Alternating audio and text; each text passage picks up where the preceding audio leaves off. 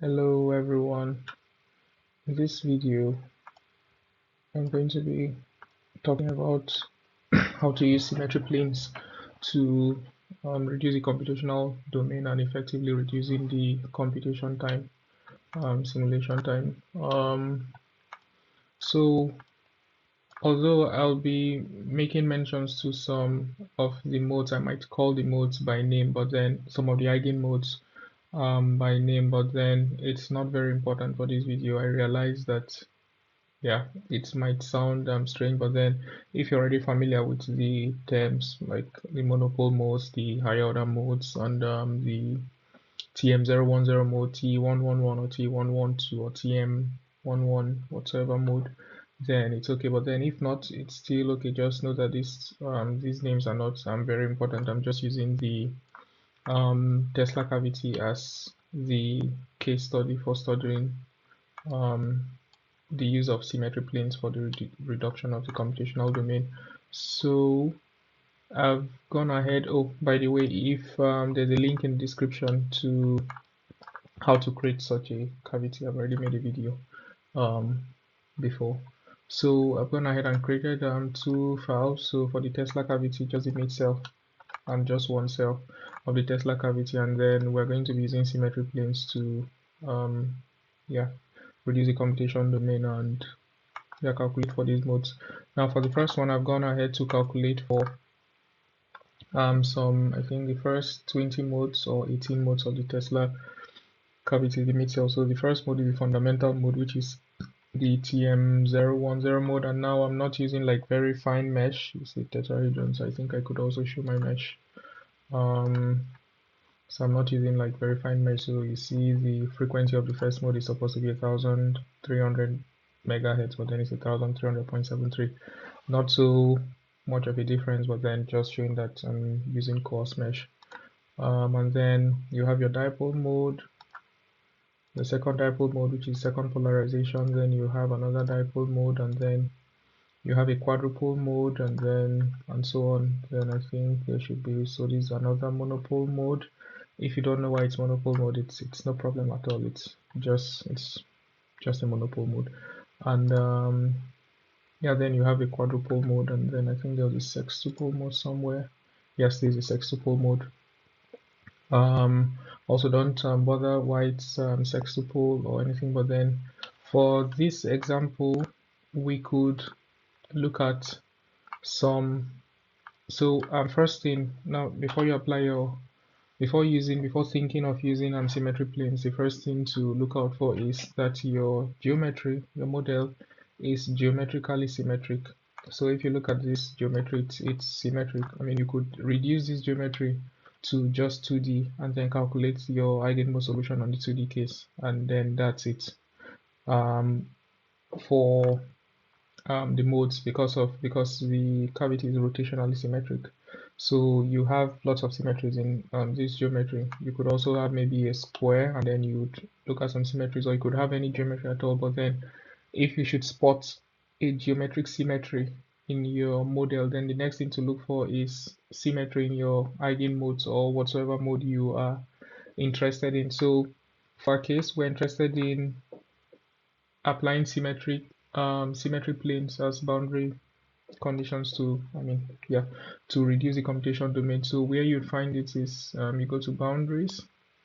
So you go to simulation tab, and then you go to boundaries, and then when you click on it, you have this come right here. Then you go to symmetry planes.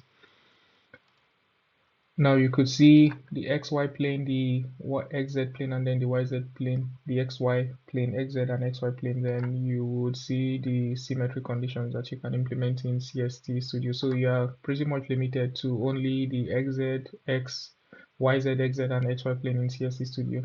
But then maybe some other software would give you something. But then we're talking about CST Studio.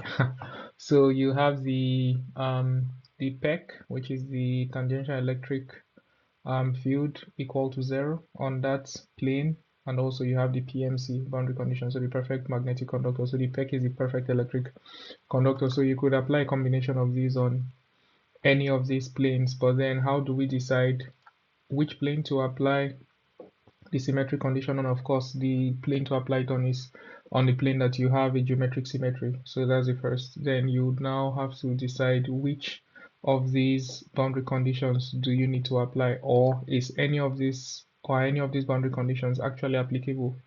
I'm trying to think of a case where you have geometric symmetry, but then your fields are not symmetric. Okay, I can imagine a case, but then it's complex. But then I don't think it's always the case that geometric symmetry translates to symmetry of your fields. So that's why it's important to check, and then also to determine which of the symmetry conditions you have to apply. So if we should look for monopole modes, then one thing to do is to look at let's look at the fields on plane, and then so we have tangential, electric, and tangential magnetic. So those are the two symmetry conditions we can apply. So if we should look at, let's look at the x plane first. Yes, so we should look at this plane. This is the x plane. This is the YZ plane. So the normal is x, and then the tangential component on this plane, the tangential component of it on this plane, we would have to go to absolute, and then we look at the tangential. So when you look at the tangential, then so this is the E field. So we see that we still have field values for the tangential. When we check the contour of the tangential, we have E field. So we have that the tangential field is not 0 on this plane. So let's go ahead and look at the H field. And then when we look at the H field, we see that our tangential H field is 0. So I think I would pull up, I'll pull this up and then write what we've noticed. So for monopole modes, so let's see for, okay, this is not working. I'm going to go ahead and pause this first and then come back. Okay, my pen stopped working. So I'm going to use Notepad to record it. So for monopole modes, we have that we just check the YZ plane. So the YZ plane, the HT is equal to 0. So that's a first, and then let's look next at the, let's see, normal to Y. So if you want to know I'm navigating, I just pressed 8 on the keyboard and I got the top view. So this is the XZ plane, and then for the XZ plane you also see that HT is 0. Let's see whether ET is 0. No. Tangential is not 0, but then HT is 0. So you could see 0 is blue. So I go also to this is the XZ plane, and then I have that HT is also equal to 0. Now let's look at the last one, which is the XY plane. So I'll do 6, no 3. So this is the XY plane. Now for the XY plane, you have that HT is not 0. Let's look at ET if it is 0. And then you have that ET is 0. So the tangential electric field is 0. And this is for, let's see, so XY plane, ET is equal to 0. So that's what we have for the monopole mode. Not all monopole modes, but then just for this, for your TM010 mode, you have these conditions that the tangential, magnetic, tangential, and tangential electric are 0 on this plane. So if you wanted to calculate for only the TM010 mode in your model, then you would only have to apply these conditions. And then if you should increase the frequency range, then you would also get other modes that satisfy exactly these conditions. However, so this is for just TM010 and I think all TM0N0, if I should use this. So for all TM0N0, I think they should have exactly the same boundary conditions, but you can also check that. But then for let's look at the second TM010 mode, and that's yes. So this is another TM010 mode. I hope I'm correct. Let me see. Yes, so this is another monopole mode, and then for this one, you could see that, let's see, so this is not 0, and this is 0. Which mode is this? This should be, um, let's see. Okay, even for this mode should be, let's see, let me go to not contour, but what am I looking at? No, absolute. Let me see what mode this is. Okay, so this is a TM011 mode. Yes, this is a TM011 mode, and then you could also see that along this axis you also have symmetry, but then I think one of them is wrong. Along this axis, do you have ET is equal to 0, is it? That's odd. Okay, let me see. Now this will be tangential to this face. Okay. I'll pause here because let's see, for TM011 I if I'm looking at the correct.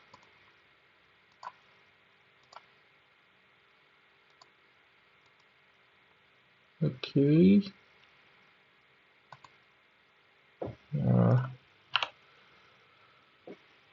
Where is it? Yes. So this is the mode, and then yes. Now let's look at Z again. And then for Z, you have that ET is not equal to 0. Yes. So that's the difference. Yes, but then HT is 0. So yeah, that's the confusion. So you see that for your TM011 mode, on the XY plane, which is what we are looking at now, you no longer have these conditions fulfilled, but then you have the first two conditions fulfilled. So you have these two conditions fulfilled. Can I bold? No, I can't. So, but then on the XY plane, this is for TM011 mode. Now, I don't know if this applies to TM0N1 modes. I don't know, but then, yeah, maybe you can check on your free time. But then for this, HT is also equal to 0. So these are the conditions. So not monopole modes, but monopole mode. Let me just write it TM011, and then this is monopole mode TM010. Yes. So, and I think for this, I think I can generalize this. I haven't looked at it, but then I think it should, these boundary conditions should work for all of these cases. So if you are interested in only studying maybe a TM010 mode or a TM0N1 mode within a particular frequency range, then you can apply these conditions. Now note the difference for this. ET was equal to 0, while for this, you had that tangential of ET is equal to 0, and then for this, I hope that's correct. Let's see, which mode was that again? 0. Yeah, so that was mode 8. Yes, so mode 8, then change to tangential, and then go to Z. So for this, you had that HT was equal to 0. Yes, so that one's my time. But then one recurring theme in for all monopole modes is that in the YZ plane you have that HT, the YZ and XZ plane you have that HT is equal to 0. Now this is not like it's universal, but then for the way I orient the cavity when I model it, I have that this is the case, but then it's not. You could orient your cavity to face for the iris to be pointing in the y direction, then you have to determine which planes you have that you have the PMC boundary condition. So for all TM for all not all TM0104, so for all monopole modes generally, So for monopole modes, generally you have these two conditions holding, and then also and quadruple modes, and generally for all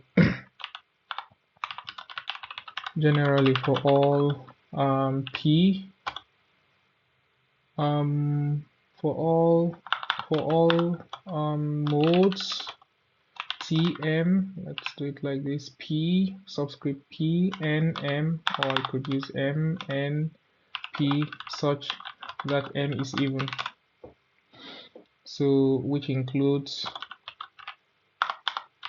monopole modes, quadruple. The next one would be sextupole, quadruple. Yeah, I think sextuple. Is it? Sextuple is 3. No. Octopole, yes. And decapole is 5. So for monopole, m is equal to 0. Quadruple, m is equal to 2. Octopole, m is equal to 4, and so on. Yes. So and I'm going to check for just monopole and also quadruple to see that this condition is satisfied. So you have the same condition satisfied. So that's the first. Let's see. So let's look at the quadruple mode. So this is the quadruple mode, and then if you should check your first, let's look at the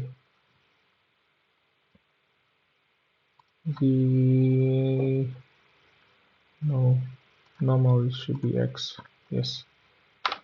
So this is the YZ plane, and then this is the E, and then you have the H. Is this a quadruple mode? Let's see. That's odd. Wait. This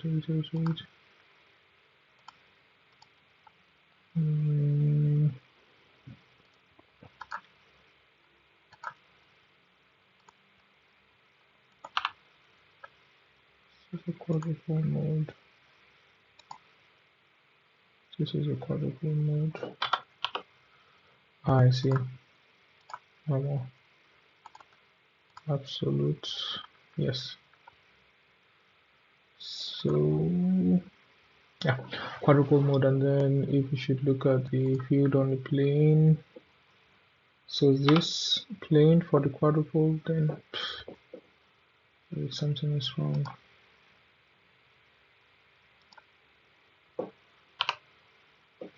This is monopole. This is quadruple, and then let's look at this plane. So the tangential E is not 0. Tangential H is 0. For this, tangential E is 0, and then tangential H is not 0. What's going on?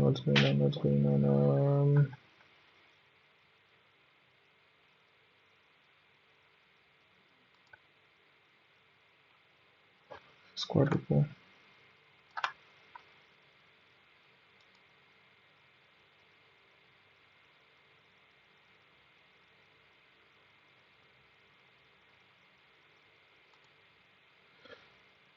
Okay.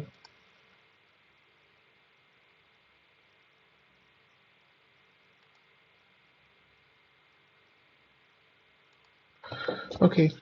I see what's going on here. So if you should look at this here now, if you should look at these two fields, if you look at I've seen what's going on. So if you should look at these two fields, which are both quadruple modes, you would see that they are offset by 45 degrees. So rotating this mode by 45 degrees, that's when you have this other mode, and that is why we have that ET is equal to ET is 0. So the transverse electric field is 0. So for your quadruple mode, you could apply HT is equal to 0, or ET ET is equal to 0. That you could apply pec or PMC, and then you would have the same result. I mean, I just noticed this.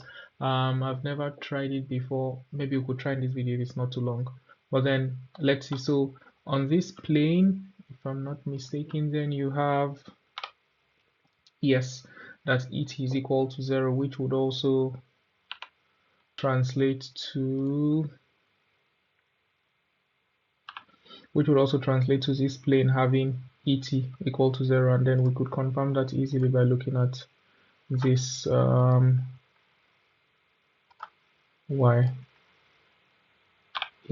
Yes, so for quadruple mode I'm going to add something extra, and that is so you could use this, and I'll show you that you could also use this and then get the same result. So for quadruple modes,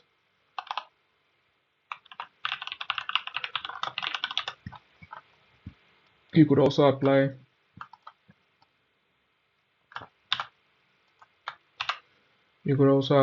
ET is equal to 0 and ET is equal to 0.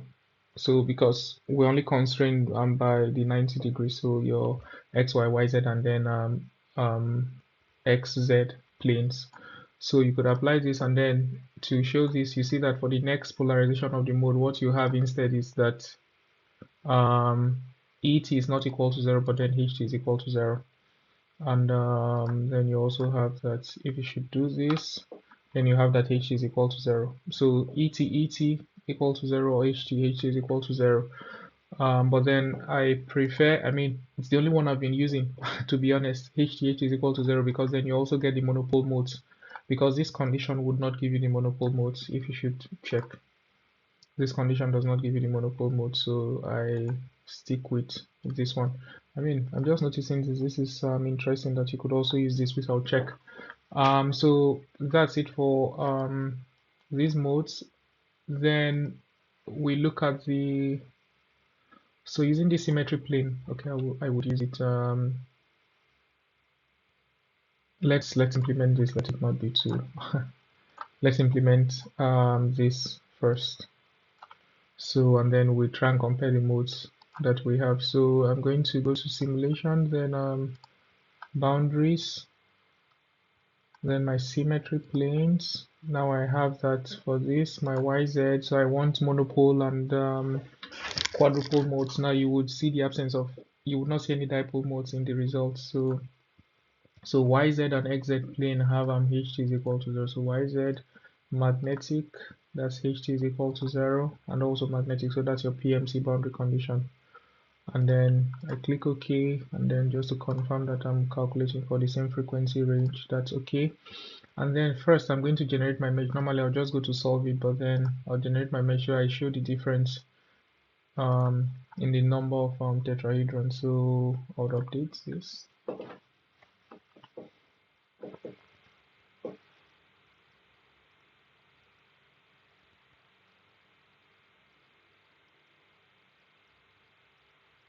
Yes, so we have that this is 5,000. I don't know if you can, yeah, see my mouse, and then it goes here. So 5,233. So that's like a quarter.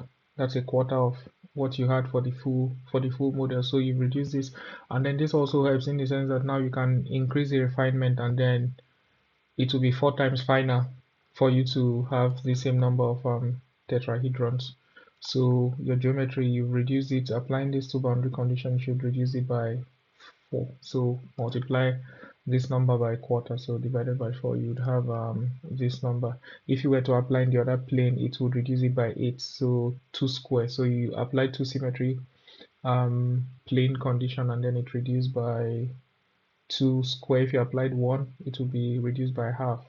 If you should apply 3, then it would be reduced by 8.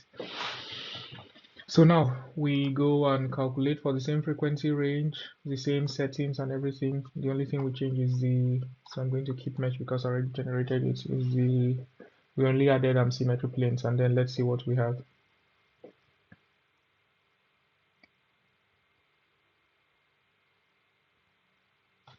Okay, for this we had 18 modes, and then for this applying the symmetry planes we have just We have 5 modes, so let's see which modes we have and compare them. So the first mode, of course, I remember we're expecting monopole modes. So the first mode, of course, is your TM010 mode, which corresponds to what we have here for the full model. So this is your TM010 mode, and then this is your TM010 mode. Why is it? I have to change this to absolute, yes. The TM010 mode. Now the next mode, which in this case is a dipole mode, we would not see the dipole mode because it doesn't satisfy the symmetry conditions that we just enforced. So the next mode you have is your quadruple mode, no surprise here. And that corresponds to, so you could also look at the frequency. So the frequency for this mode is 1300, is 1000, to make sure that we are looking at the same mode, 1300.73. 1300.73. So the next mode is the quadruple mode, which would be this, or not.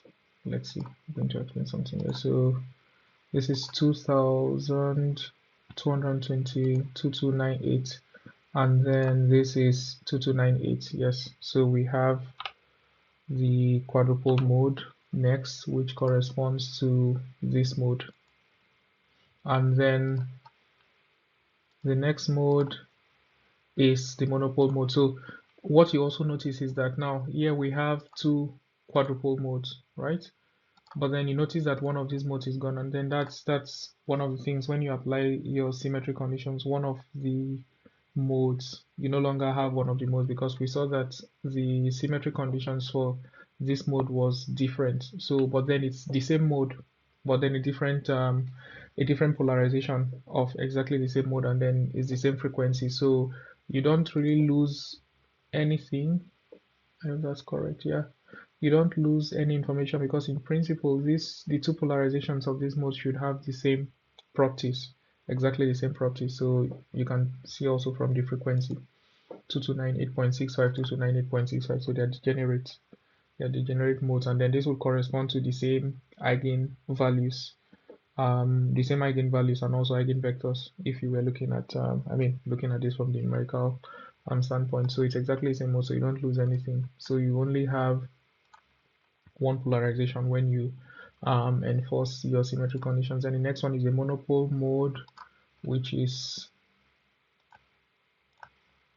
this.